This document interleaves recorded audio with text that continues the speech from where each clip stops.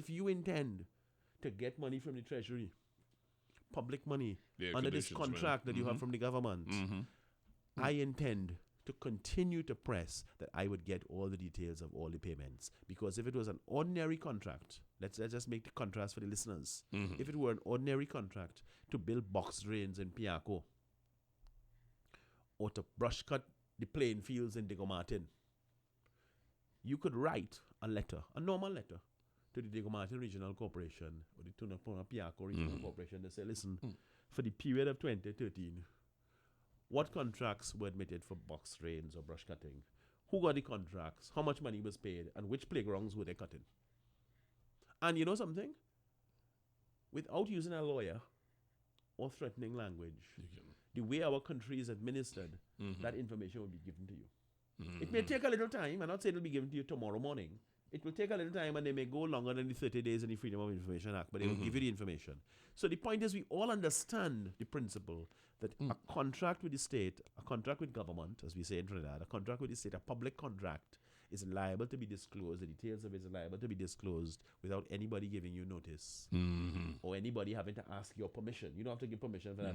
You got a contract with a regional corporation, they could give out your information. Checks and balances. Now, if a construction type contract like cutting grass or building box drains could be subject to that disclosure without notice or permission, what is it that gives a financial contract a different bundle of rights and entitlements to privacy? There should be no such thing. And this is really what it is we have to drive at, because what I am winkling out here and what I am seeing is the ascendancy of the financial interests in a situation that could disadvantage other commercial interests in this space.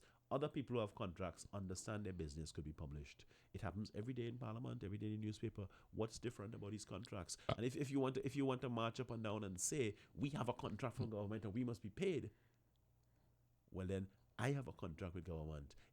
It's called a social contract. Yes. And I pay my taxes and I want to know who was paid. In other words, you have a contract, I have one too. Well, my contract is that I'm putting in the money that they're giving to you. I've got to conclude with this.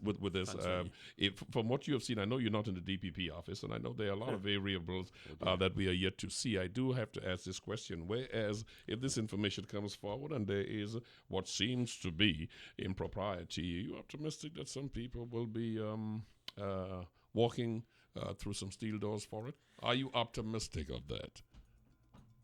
From what we've seen, this is a huge amount of money.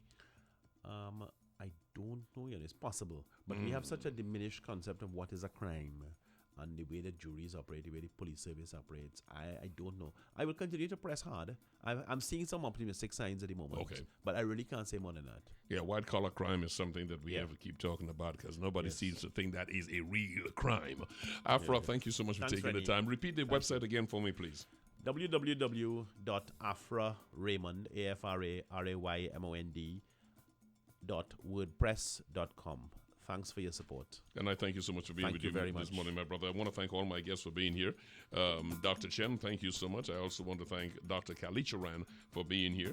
Attorney Phelps, and of course, Afra Raymond. I thank you most importantly for taking the time to be with us inside Brunch this morning. I am Rennie Bishop. Thank you to our videographer for being here too. Have yourself a wonderful day, a happy Valentine, and have a good week ahead.